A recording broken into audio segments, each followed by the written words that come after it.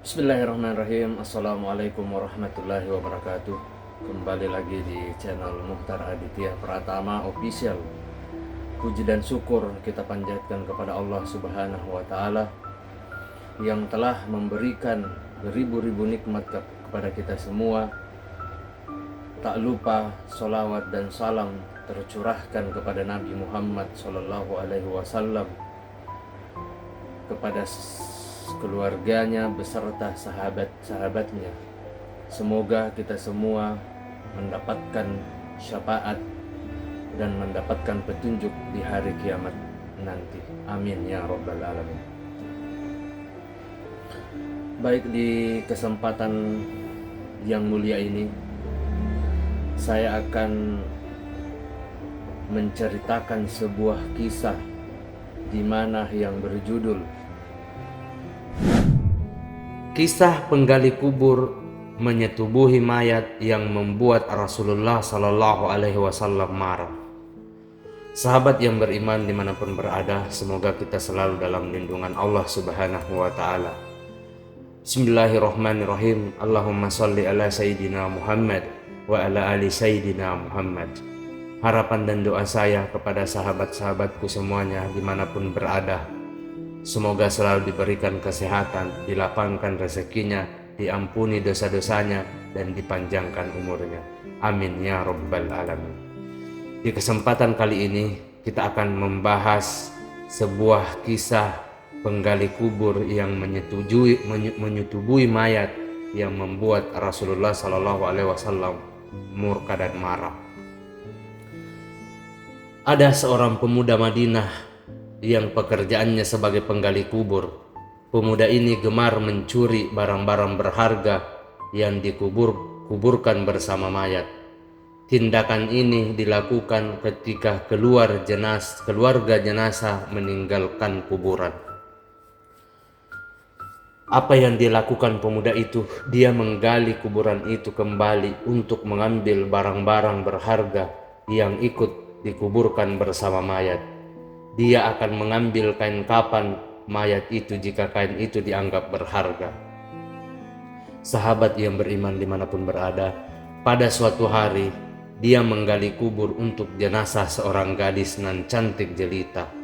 Begitu suasana sepi, ia menggali kembali kuburan gadis itu. Ia ambil kain kapannya, matanya nanar melihat indahnya tubuh sang gadis. Ia pun melampiaskan syahwatnya kepada mayat tersebut. Nauzubillahi min dzalik. Usai menggauli mayat itu, pemuda itu sangat gelisah. Ia merasa dikejar-kejar dosa. Ia pun datang ke masjid Rasulullah Sallallahu Alaihi Wasallam di Madinah. Di sana ia lalu ketemu Umar bin Khattab. Setelah mengucapkan salam kepada Umar, ia bertanya dengan cemas dan hati-hati, "Apa pendapat Anda jika ada seseorang yang berzina?" tanya pemuda itu. "Jika dia sudah menikah, ia dihukum raja sampai mati. Jika ia belum pernah menikah, maka akan dicambuk 100 kali dan diusir dari kampung selama 1 tahun, jawab Umar bin Khattab dengan tegas. "Lalu bagaimana jika seorang itu menzinai mayat dan ia belum menikah?" tanya pemuda itu sejurus kemudian. Umar bin Khattab terdiam. Bulu kudunya berdiri mendengar pertanyaan ke pemuda tersebut. Sungguh keterlaluan, saya tidak bisa membayangkan sebesar apa dosanya. Siapa gerangan orang yang melakukan perbuatan keji seperti itu? Tanya Umar. "Saya sendiri, wahai Umar bin Khattab. Apakah Allah masih mau mengampuni perbuatanku?" Sang pemuda mulai bimbang. Sahabat yang beriman dimanapun berada, Umar terdiam. Ia masuk ke dalam masjid dan ia menangis. Rasulullah Sallallahu Alaihi Wasallam yang berada di masjid heran melihat kondisi Umar yang demikian itu. Setelah mengucap salam, Rasulullah Sallallahu Alaihi Wasallam bertanya kepada Umar bin Khattab, apa yang membuat dirinya bersedih seperti itu. Sahabat yang beriman dimanapun berada, semoga kita selalu dalam lindungan Allah Subhanahu wa Ta'ala. Di luar saya menjumpai seorang pemuda yang membuat bulu kudus saya berdiri, dan ia ingin bertobat dari dosanya. Jawab Umar bin Khattab. Utsman bin Hasan bin Ahmad As-Sakir Al-Khabawi dalam kitabnya berjudul Durratun Hasihin menceritakan selanjutnya Rasulullah Shallallahu Alaihi Wasallam memerintahkan Umar bin Khattab untuk mengajak masuk pemuda tadi. Sang pemuda menangis terseduh-seduh sehingga membuat Rasulullah penasaran. "Mengapa engkau menangis, wahai anak muda?" tanya Rasul. "Aku terlalu banyak dosa. Aku takut jika Allah akan marah kepadaku, ya Rasulullah," jawab pemuda itu. "Apakah engkau telah menyekutukan Allah Subhanahu wa Ta'ala dengan sesuatu, atau engkau membunuh orang yang tidak bersalah?" tanya Rasulullah Sallallahu Alaihi Wasallam kepada pemuda itu. "Tidak, ya Rasulullah, saya tidak pernah melakukan kedua perbuatan itu," jawab sang pemuda. Rasulullah Sallallahu Alaihi Wasallam berusaha menghibur anak muda itu. "Ketahuilah olehmu anak muda, Allah akan mengampuni dosamu sekalipun dosamu sebesar 7 kali lipat langit dan bumi. Apakah dosamu sebesar umul kursi?" tanya Rasulullah Sallallahu Alaihi Wasallam. Sahabat yang beriman dimanapun berada, semoga kita selalu dalam lindungan Allah Subhanahu wa Ta'ala. "Lebih besar dari itu, ya Rasulullah," jawab pemuda itu. "Apakah sebesar arsy?" tanya Rasulullah penasaran. "Saya kira lebih besar dari itu, ya Rasulullah," jawab sang pemuda di tengah isak tangisnya. Sahabat yang beriman dimanapun berada, semoga kita selalu dalam lindungan Allah Subhanahu wa Ta'ala. "Sebenarnya dosa apa yang kau lakukan? Coba kau katakan kepadaku," pintah Rasulullah Sallallahu Alaihi Wasallam. "Sungguh saya malu untuk mengatakannya," jawab pemuda itu. "Jika tidak kamu katakan, maka dosa itu akan tetap membebani jiwamu." Rasulullah Sallallahu Alaihi Wasallam membujuk pemuda itu. Kemudian pemuda itu terdiam. Kepalanya menunduk melihat lantai masjid. Ia mulai memberanikan dirinya untuk mengatakan apa yang sebenarnya telah dia perbuat. Sahabat yang beriman dimanapun berada, 7 tahun saya bekerja sebagai penggali kubur. Suatu ketika ada mayat kaum Ansar. Ia masih gadis dan sangat cantik. Secara diam-diam saya menggali kuburnya, lalu kubuka kain kafannya. Awalnya saya hanya ingin meninggalkannya, tetapi syahwat saya bergelora. Maka aku lampiaskan syahwatku dengan menzinahi mayat itu sampai puas. Setelah itu saya tinggalkan begitu saja. Sahabat yang beriman dimanapun berada, semoga kita selalu dalam lindungan Allah Subhanahu wa Ta'ala. Beberapa langkah saya hendak pergi meninggalkan kuburan itu. Tiba-tiba mayat itu bangkit dan berkata, "Sungguh celaka engkau, wahai pemuda. Apakah engkau tidak malu kepada Tuhan yang kelak membalasmu di hari kiamat? Pada saat semua orang dituntut balas, engkau membiarkan aku dalam keadaan telanjang dan berhadas besar di hadapan Tuhanku." Na'udzubillahi min dzalik. Mendengar pengakuan pemuda ini, Rasulullah Sallallahu Alaihi Wasallam sangat marah dan seketika itu berdiri dan berkata, "Wahai pemuda fasik, tempatmu yang pantas di neraka. Keluarlah dari tempat ini."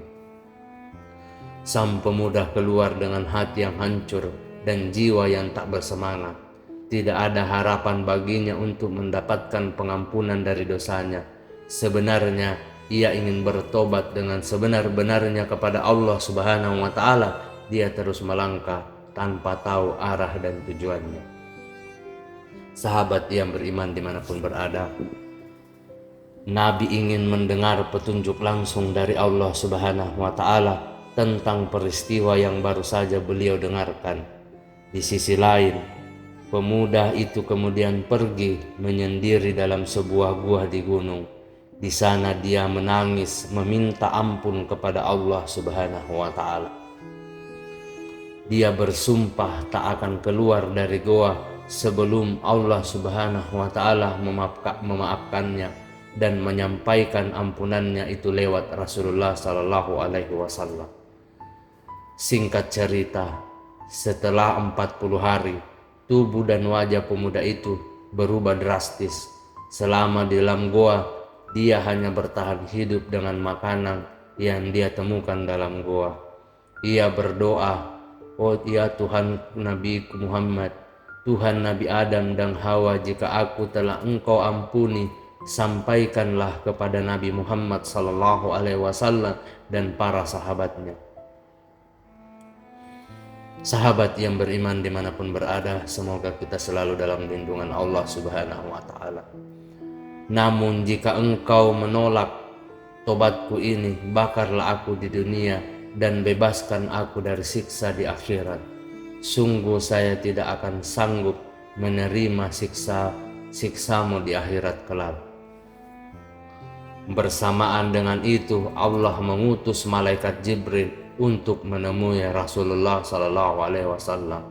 "Wahai Muhammad, Allah menyampaikan salam kepadamu dan Allah bertanya, apakah engkau yang menciptakan makhluk?" Tanya malaikat Jibril. "Allah yang menciptakan diriku dan semua makhluk," jawab Rasulullah. "Apakah engkau yang memberikan rezeki kepada mereka?" Tanya Jibril. "Tidak, hanya Allah yang mampu memberikan rezeki kepada makhluknya," jawab Rasulullah Sallallahu Alaihi Wasallam. "Apakah engkau yang menerima tobat mereka atau engkau yang menghukum mereka atas dosa-dosa mereka?" Tanya malaikat Jibril. "Maha suci Allah Subhanahu wa Ta'ala yang maha memberi pengampunan," jawab Rasulullah Sallallahu Alaihi Wasallam. "Wahai Muhammad, Allah berfirman, maafkanlah hambaku karena aku telah mengampuninya," kata malaikat Jibril. Sahabat yang beriman dimanapun berada, semoga kita selalu dalam lindungan Allah Subhanahu wa Ta'ala. Lalu turunlah ayat dengan yang berbunyi, "Jika orang-orang apabila mengerjakan perbuatan keji atau menganiaya diri sendiri, mereka ingat akan Allah, lalu memohon ampun terhadap dosa-dosa mereka, dan siapa lagi yang dapat mengampuni dosa selain daripada Allah Subhanahu wa Ta'ala. Dan mereka tidak meneruskan perbuatan kejinya itu, sedang mereka mengetahuinya." Quran Ali Imran ayat 135. Sahabat yang beriman dimanapun berada, semoga kita selalu dalam lindungan Allah Subhanahu wa Ta'ala. Selanjutnya Rasulullah Sallallahu Alaihi Wasallam memanggil pemuda tersebut dan memberitahukan bahwa Allah Subhanahu wa Ta'ala telah mengampuni dosanya dan menerima tobatnya. Tak lama kemudian pemuda ini meninggal dunia. Wallahu alam bisawab.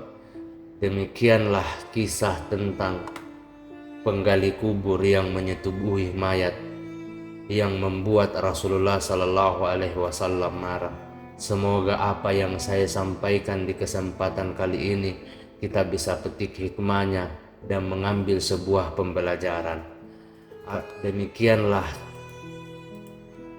kisah yang dapat saya sampaikan. Mohon maaf apabila ada salah kata ataupun ucapan dalam video ini, karena perlu kita ketahui bahwa kebaikan datang dari Allah Subhanahu wa Ta'ala dan kesalahan datang dari saya pribadi selaku manusia biasa yang tidak pernah luput akan kesalahan. Sebelum saya mengakhiri video singkat ini, jangan lupa untuk like, share, dan subscribe agar mendapatkan notifikasi pada saat ada update-update kisah tentang Islam. Akhir kata, subhanakallahumma wa bihamdika ashhadu an la ilaha illa anta astaghfiruka wa atubu ilaik. Wassalamualaikum warahmatullahi wabarakatuh. Nantikan kisah-kisah seru selanjutnya.